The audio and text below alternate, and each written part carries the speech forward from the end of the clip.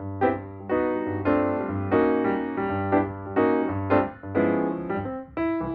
everyone, welcome back to my channel, She Sews Happiness.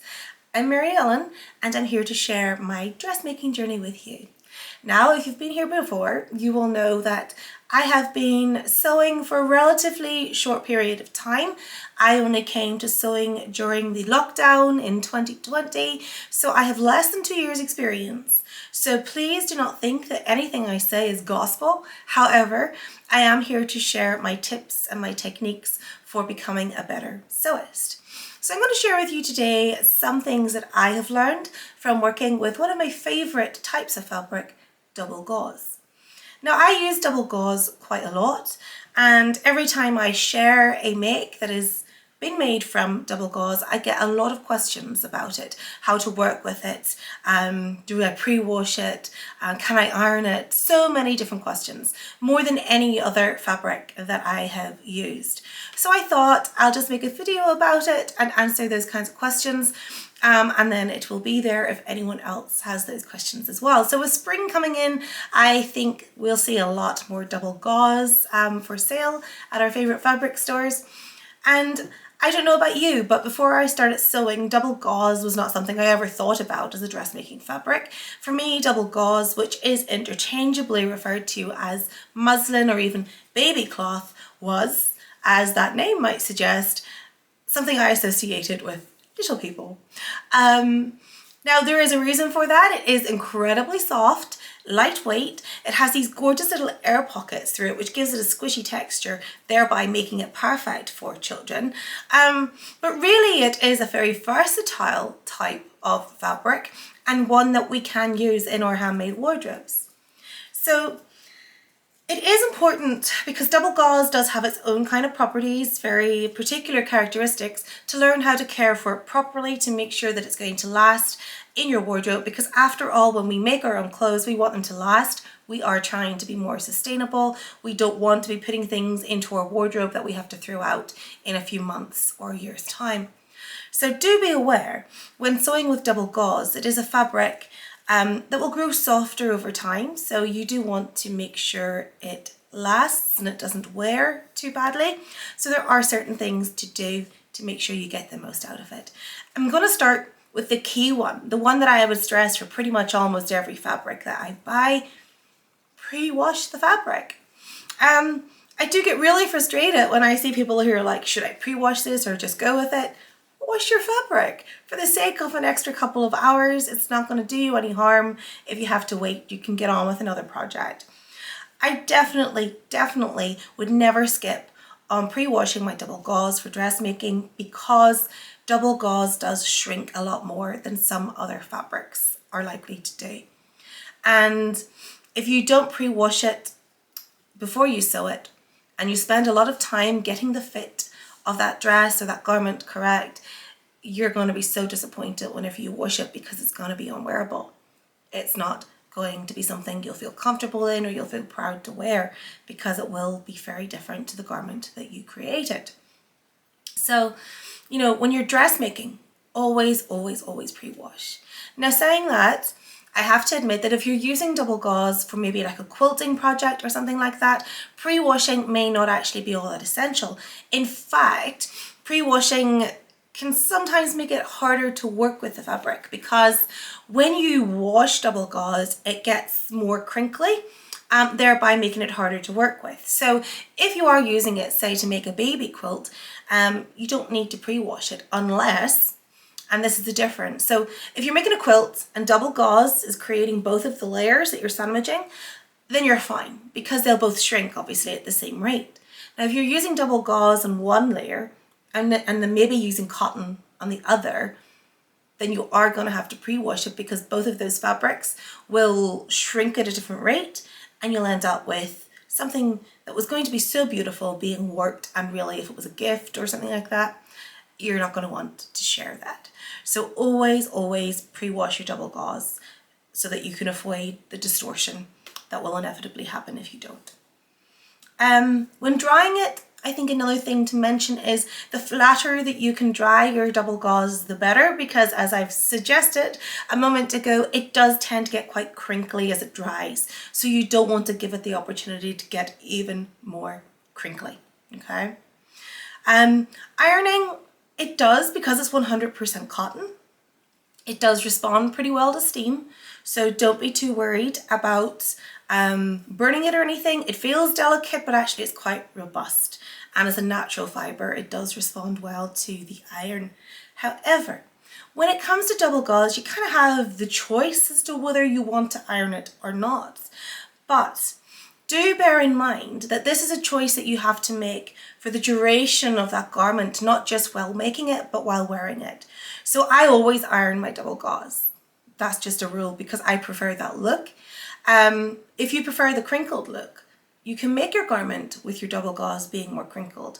Just bear in mind that whenever you wash it after wearing it, you won't be able to iron it, because if you do, you're actually going to stretch it. You're going to stretch that fabric out, and the fabric's going to be bigger than it was before, thus again warping and distorting the shape and the fit of your garment. So that's just something to keep in mind. So trying to think what other tips to give you here. I think cutting, when you're cutting double gauze, because a lot of people are worried about the slippages and even the snags. Now again, this is a very, very delicate fabric. So if you are pinning it, only ever pin within your seam allowances, which is actually a pretty good rule for any fabric, no matter how delicate or robust it is. I always pin in my seam allowances. But if you're worried about doing that, you can always use pattern weights. Bear in mind you'll need quite a few of them because this fabric is likely to move a little while you cut it, given that it is really, really lightweight.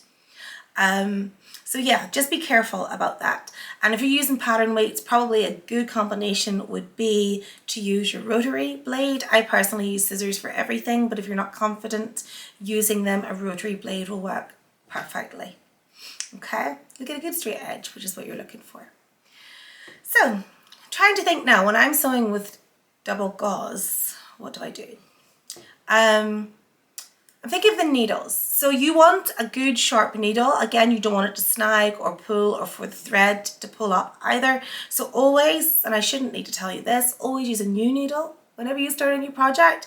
I mean, if I'm making a project that's lasting over a few days, I change my needle once or twice, especially if it's, maybe if I'm making a coat, I do change that needle because I want it nice and sharp. So whenever I sew with double gauze, I do always have a new needle, but it's always a sharp needle. So something like a 70/10 or an 80/12 would be perfect for sewing with your double gauze. It does snag, so do be careful and don't use something that isn't sharp. Another thing I would recommend, particularly for anything cut in the bias, any curves that you've got like necklines and things like that, to stay stitch. Because it is so lightweight and flexible, it will stretch and it will warp. So always stay stitch, but that's a really good rule of thumb for anything cut in the bias on any fabric. And again, because of its lightweight nature, you will want to use interfacing, particularly for things like necklines. Even for sips, I always stabilize my seam before I put in my sip, because you don't want it to stretch and warp over time either.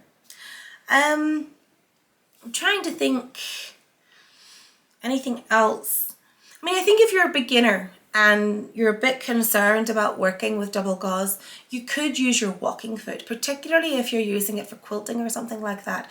It's going to help it glide more easily through your sewing machine.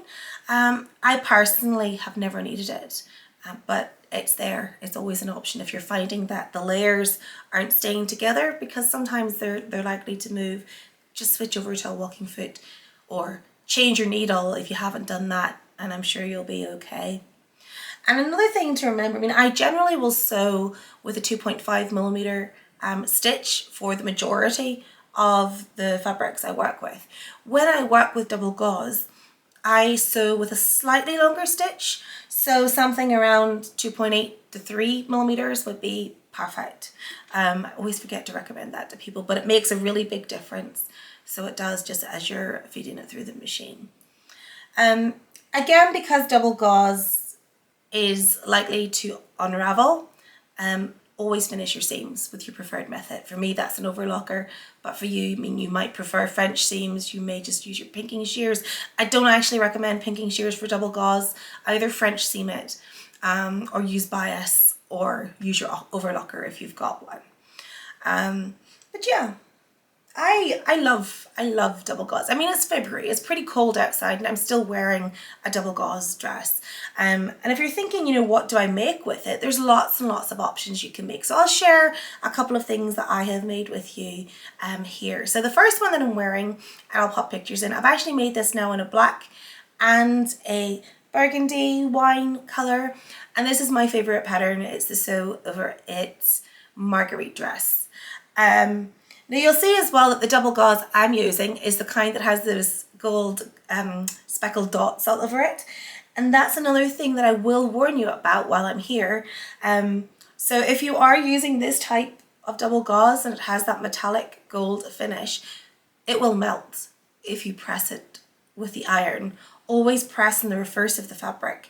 And if you need to press over the gold, always use a pressing cloth just to make sure it doesn't come off with the heat on the iron.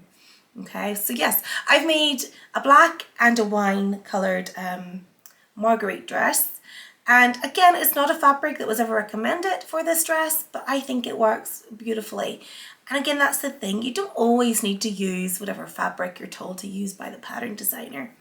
You can think outside the box, which is what I tend to do quite a lot. And for me, yeah, the Sew Over It dress was perfect for this. I've got a gorgeous silhouette and it's beautifully lightweight and easy to wear.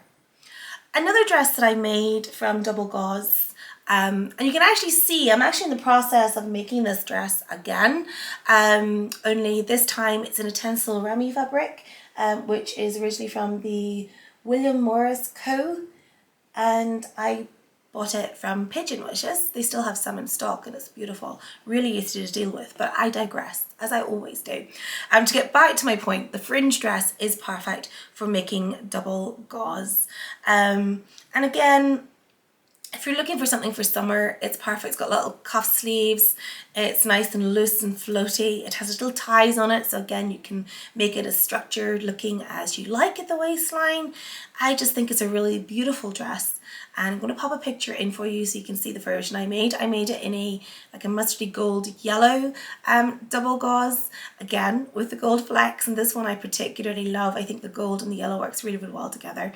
And I've used these little gold, well, ochre I think they were, Atelier Brunet buttons. I think it's a beautiful dress and I cannot wait for the warmer weather to wear it. I don't tend to wear those kinds of colours until spring comes in, so that one is actually sitting here to be pressed. It's in my ironing, on my ironing reel, and I don't know about you, but sometimes I just ignore the ironing rail and I make something new instead, which is really, really bad practice and I need to stop doing that.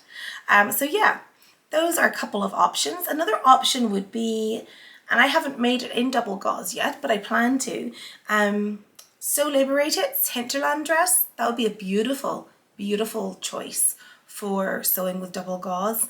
Again, another dress I haven't made, but I think would be beautiful is the Tilly and the Buttons Patine dress. It is Patine, isn't it? Patine. I think it would be beautiful. Again, really loose, but with a little bit of fit at the waist. I believe it's got an elasticated waist from memory. I'll pop pictures in as I go just for reference. But yes, I think that'll be a beautiful pattern as well.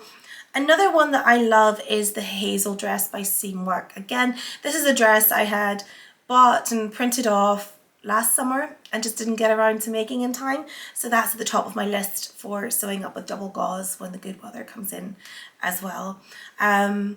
I think even pajamas would be beautiful in double gauze, and it's beautiful fabric for summer blouses as well because of the lightweight, breathable nature of it. Even the Anthea blouse I think would be lovely in double gauze because it does have enough structure that it would give you a nice subtle puff as well. So yeah, there's a lot that you can do with double gauze, and if you treat it properly, it will be an excellent fabric to work with, and it will last really well as well.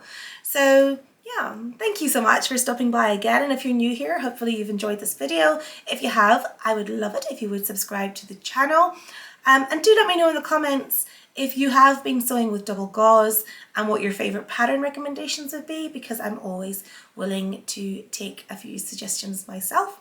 Happy sewing, everyone. Have a fabulous day. Bye.